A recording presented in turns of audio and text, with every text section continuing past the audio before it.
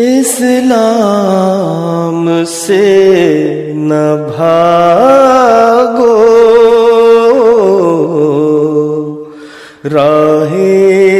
خدا یہی ہے، اسلام سے نہ بھاگو، راہ خدا یہی ہے۔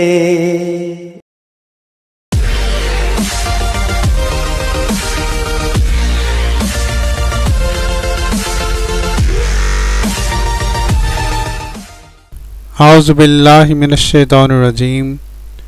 بسم اللہ الرحمن الرحیم۔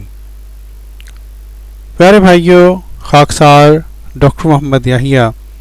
فیضان ختم نبوت گروپ کی جانب سے ایک دفعہ پھر آپ کی خدمت میں حاضر ہے۔ محترم دوستو، اللہ تعالیٰ سورہ نور میں فرماتا ہے، جو لوگ پاک دامن عورتوں پر زنا کی تہمت لگائیں پھر 4 گواہ نہ پیش کر سکیں تو انہیں 80 کوڑے لگاؤ اور کبھی بھی ان کی گواہی قبول نہ کرو، یہ فاسق لوگ ہیں۔ پیارے بھائیوں، اس بہت ہی اہم قرآنی تعلیم کو آپ کے سامنے پڑھنے کی ضرورت خاکسار کو آج اس لیے پیش آ رہی ہے کہ جیسا کہ آپ نے بھی دیکھا ہوگا سوشل میڈیا پر آج کل مجاہدین ختم نبوت اور ختم نبوت کے علماء علمی گفتگو کم اور سنسنی خیز باتیں زیادہ پھیلاتے ہیں۔ پیارے بھائیوں، ہم سب مسلمان یہ جانتے ہیں کہ انبیاء چونکہ بشر ہوتے ہیں اس لیے بشری کمزوریاں ان کے اندر پائی جاتی ہیں۔ چنانچہ ہم دیکھتے ہیں کہ ہمارے پیارے نبی حضور صلی اللہ علیہ وآلہ وسلم بھی بشری تقاضوں کے نتیجے میں بعض دفعہ اپنی زندگی میں بیمار ہوئے۔ طبقات ابن سعد میں یہ روایت بھی ہم پڑھتے ہیں کہ آپ صلی اللہ علیہ وسلم نے فرمایا، میں ہم بستری میں سب سے کمزور تھا، حتیٰ کہ اللہ تعالیٰ نے مجھ پر ایک ہانڈی اتاری جس میں گوشت تھا، اب جب بھی میں چاہتا ہوں اسے پا لیتا ہوں۔ پیارے بھائیوں، منکر ضیاء رسول صاحب نے کچھ روز قبل ایک نہایت ہی ناپاک الزام ایک ویڈیو کے ذریعے حضرت مسیح موعود علیہ الصلوۃ والسلام اور حضرت اماں جان پر لگایا ہے۔ آج ہم انشاءاللہ جہاں پر ان کے اس مکروہ جو ہے الزام اس کا جواب دیں گے اور یہ ثابت کریں گے آپ کے سامنے کہ دراصل ضیاء رسول صاحب انتہائی کم عقل قسم کے انسان ہیں، وہیں ہم انشاءاللہ آپ کو یہ بھی ثابت کریں گے کہ ایسے ناپاک الزام لگانے والے شخص کو 80 کوڑوں کی سزا دی جانی چاہیے۔ پیارے بھائیوں، ضیاء رسول صاحب نے کچھ واقعات اپنی ویڈیو میں مختلف کتابوں سے کچھ حوالہ جات پیش کیے اور اپنی ویڈیو کے تقریباً 15ویں منٹ میں انہوں نے ایک سوال جو ہے وہ احمدی جو ہے دوستوں سے کیا ہے۔ تو پیچھے ہم پہنچے تھے جی 5 دسمبر 1885 تک، ایک منتھ یہ والا شامل کریں تو یہ بن گیا جی 5 جنوری 1886۔ اب اس کے ٹھیک 3 ماہ اور 10 دن کے بعد یعنی 15 اپریل 1886 کو مرزا غلام احمد قادیانی کے گھر میں بیٹی پیدا ہوئی۔ نصرت جہاں بیگم نے ایک بیٹی کو جنم دیا، اگر وہ بیٹی مرزا غلام احمد قادیانی کی ہی تھی تو یہ 3 ماہ اور 15 دن میں کیسے پیدا ہوگا؟ یہ معمہ جو ہے حل کر کے ہمیں مرزائی مربیوں نے بتانا ہے۔ مرزا صاحب کی اس جو بیٹی اس کے گھر میں پہلی پیدا ہوئی تھی، اس کا یہ جو عجیب و غریب معمہ ہے اس کو حل کرنے کی کوشش کریں تاکہ ہمارے دل میں بھی جو غلط خیالات پیدا ہو رہے ہیں آپ لوگوں کی یہ تحریر پڑھ کے وہ رفع دفع ہو سکے۔ تو مرزا صاحب کا دفاع کرنے کے لیے کوئی مربی صاحب میدان میں آئے۔ پیارے بھائیوں، جیسا کہ آپ نے کو اندازہ ہو گیا ہوگا، ضیاء رسول صاحب نے مختلف حوالہ جات جو ہے ان کو توڑ مروڑ کر ان سے ایک نتیجہ نکالنے کی ایک خام خواہ کوشش کی ہے، اور وہ نتیجہ یہ نکالنے کی کوشش کی ہے انہوں نے کہ حضرت مسیح موعود علیہ الصلوۃ والسلام کی دوسری شادی جو کہ 17 نومبر 1884 کو ہوئی تھی۔ ضیاء رسول صاحب فرماتے ہیں کہ کیونکہ مرزا صاحب جو ہیں اس وقت ان کو مردانہ کمزوری لاحق تھی، اس لیے آپ علیہ السلام کے ہاں پہلی بیٹی 15 اپریل 1886 کو کیسے پیدا ہو گئی۔ اور ضیاء رسول صاحب نے اپنے اس جو ہے ویڈیو میں مختلف حوالہ جات سے یہ ثابت کرنے کی کوشش کی ہے کہ حضرت مسیح موعود علیہ السلام کو جو اس بیماری سے جو افاقہ ہوا ہے وہ جنوری 1886 میں گویا اس بیٹی کی پیدائش سے 3 ماہ پہلے ہوا تھا۔ محترم ناظرین، ضیاء رسول صاحب کے اس سوال کا جواب اتنا آسان ہے کہ میں حیران رہ گیا کہ وہ کسی نے سچ کہا ہے کہ نیم حکیم خطرہ جان، نیم ملا خطرہ ایمان، اور ضیاء رسول صاحب کے لیے تو دونوں باتیں ہی فٹ آتی ہیں، نیم حکیم اور نیم ملا۔ پیارے بھائیوں، اس ناپاک اعتراض کا، اس بےہودہ اعتراض کا جواب بھی ضیاء رسول صاحب کی ویڈیو کے اندر موجود ہے الحمدللہ، لیکن کیونکہ ان حضرات کے آنکھوں کے اوپر پٹی بڑی باندھی ہوتی ہے انہوں نے، کیونکہ تعصب بہت زیادہ ہوتا ہے، اس لیے لوگوں کے سامنے ایک بات ہو رہی ہو، سامنے ایک بات بیان بھی ہو رہی ہو تو ان کا دھیان اس طرف جاتا ہی نہیں، یا یہ کہہ لیں کہ کم عقلی میں ضیاء رسول صاحب جو ہیں وہ اپنی مثال آپ ہیں۔ یہ بات درست ہے کہ حضرت مسیح موعود علیہ السلام کو آپ کی دوسری شادی کے وقت حضور صلی اللہ علیہ وسلم کی طرح مردانہ کمزوری تھی، لیکن کیا یہ بات درست نہیں، اور کیا یہ بات انہی حوالوں سے ثابت نہیں ہوتی جن حوالہ جات کو ضیاء رسول صاحب نے اپنی ویڈیو میں شامل کیا ہے کہ حضرت مسیح موعود علیہ السلام مختلف حکیموں اور مختلف طبیبوں کے نسخہ جات کو استعمال کیا کرتے تھے تاکہ آپ کو اس بیماری سے افاقہ حاصل ہو۔ چنانچہ ضیاء رسول صاحب کی زبانی ہی ہم آپ کو وہ تحریریں سنواتے ہیں۔ اور عرصہ سے میں مختلف حکیموں اور طبیبوں سے نسخے معلوم کر کے نوٹ کیا کرتا تھا اور حضور کو کھلاتا تھا، لیکن کسی کا بھی اثر نہ ہوتا تھا۔ حضور کے علاج میں پہلے ہی مصروف تھا، بی بی صاحبہ کی واپسی پر 8-10 ماہ گزر گئے لیکن علاج بے اثر رہا۔ محترم ناظرین، اسی سلسلے میں تیسرا حوالہ ہو گیا۔ رات خواب میں حضرت ابراہیم علیہ السلام ملے اور فرمایا حمد علی تمہاری کاپی میں جو فلاں نسخہ ہے وہ مرزا صاحب کو کیوں نہیں دیتے؟ چنانچہ میں نے اپنی کاپی میں تحریر کردہ وہ دوا 2.5 پیسے کا معمولی نسخہ بنا کر حضور کو استعمال کرایا تو اللہ تعالیٰ کے فضل سے ایسا مفید ثابت ہوا کہ کچھ عرصہ تک حضور ہر نماز غسل کر کے پڑھتے رہے۔ اللہ تعالیٰ نے بعد میں ایک اور نسخہ بھی بتا دیا جو بے حد مفید ثابت ہوا۔ اب ضیاء رسول صاحب آپ نے اس سوال کا جواب مانگا ہے تو بہت ہی آسان جواب ہے،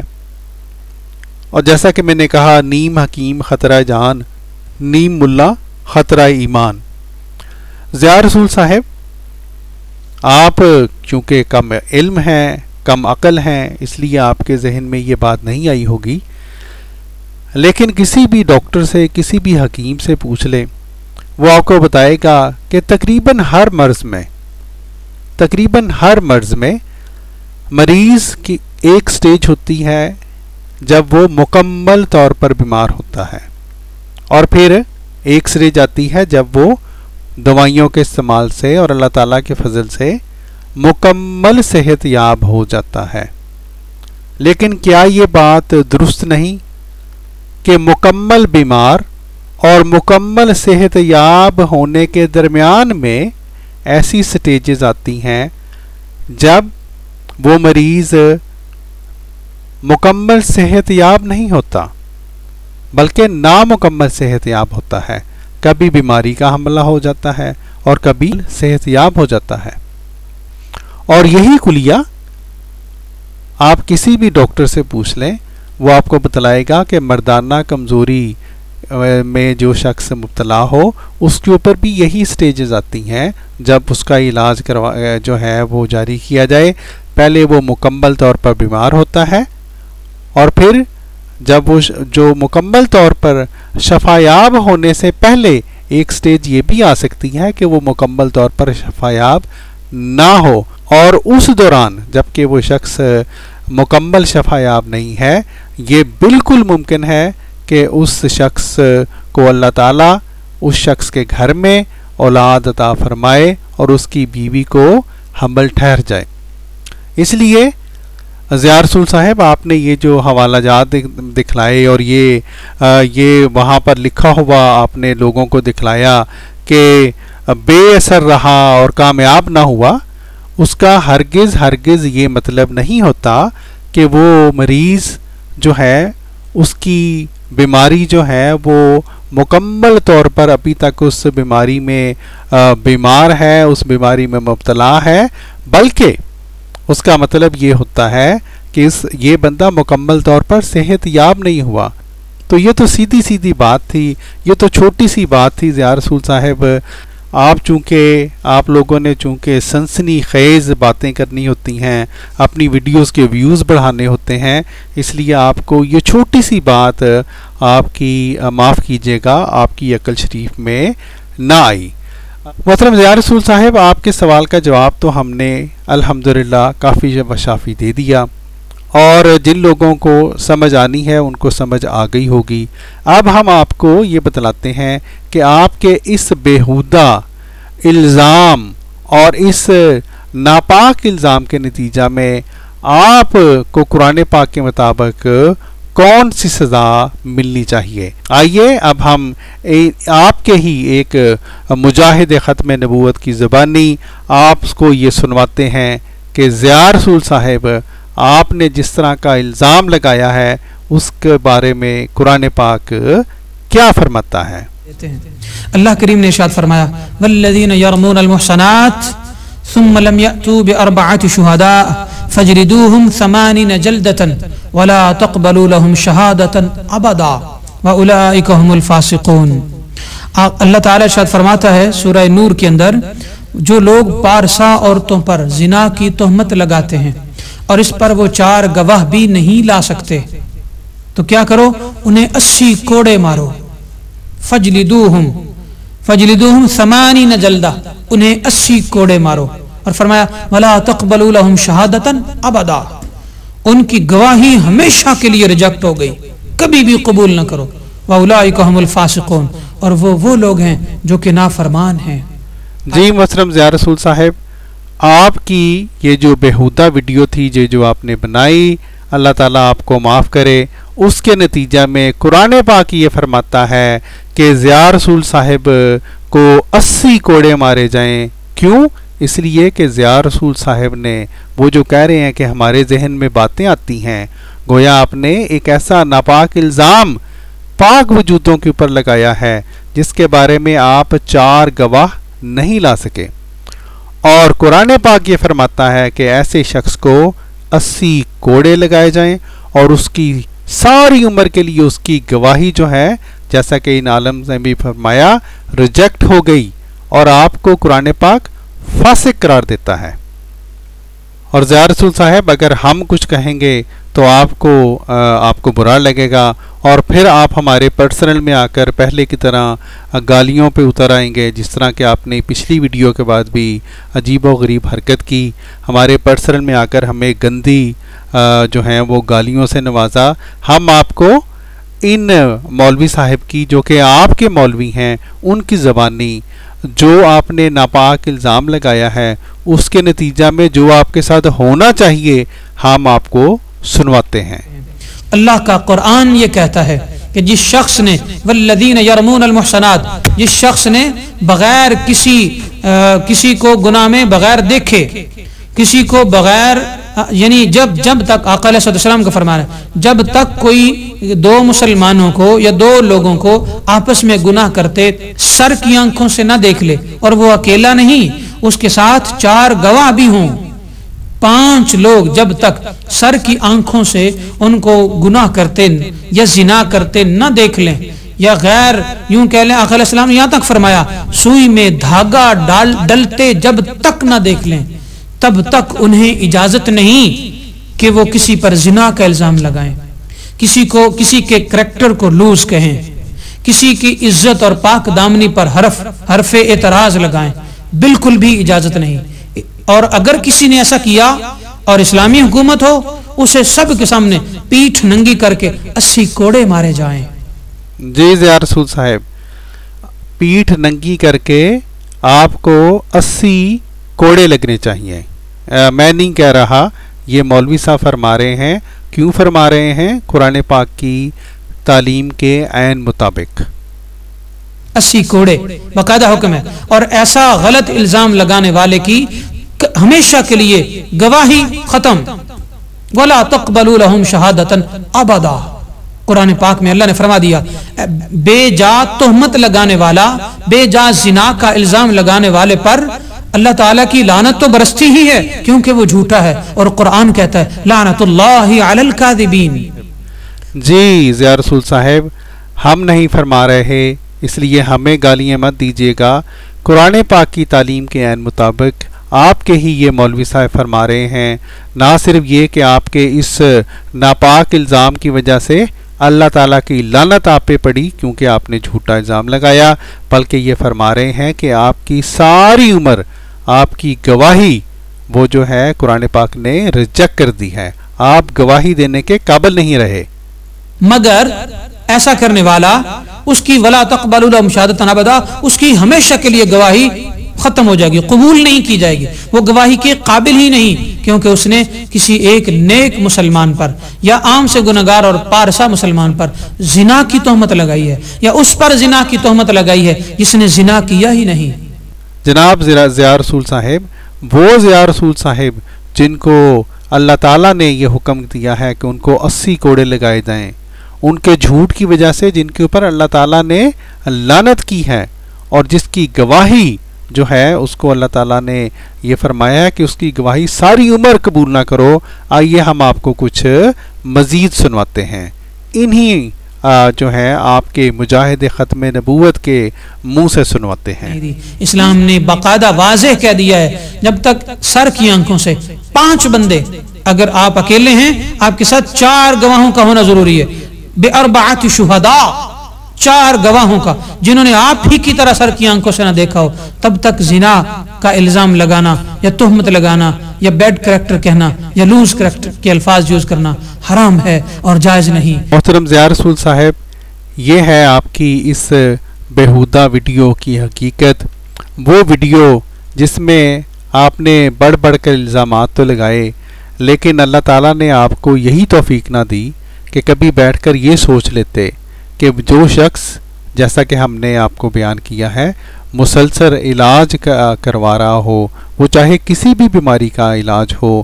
اس کے لیے عین ممکن ہے کہ وہ مکمل طور پر صحت یاب ہونے سے پہلے نامکمل طور پر صحت یاب ہوتا رہے، کبھی کم عرصے کے لیے، کبھی زیادہ عرصے کے لیے۔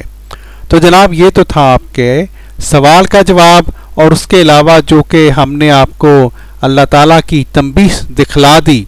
جو ہم نے اللہ تعالیٰ کی تنبیہ آپ کو دکھلائی، اور جو ہم نے ان آپ کے ہی عالم کے منہ سے سنوائی، اس کے بعد ہم آپ کے لیے یہ دعا ہی کر سکتے ہیں کہ اللہ تعالیٰ آپ کو ہدایت عطا فرمائے، اور اللہ تعالیٰ آپ کو آئندہ یہ توفیق نہ دے کہ آپ ایسی بیہودہ ویڈیوز بنا کر نیک لوگوں کے اوپر، پاک دامن عورتوں کے اوپر، پاک لوگوں کے اوپر اور ان کی شخصیت کے اوپر اور ان کے خاندان کے اوپر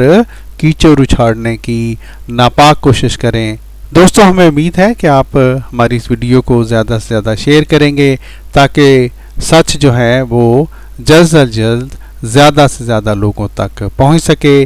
اس کے ساتھ ہی خاکسار کو دیجیے اجازت۔ السلام علیکم ورحمۃ اللہ وبرکاتہ۔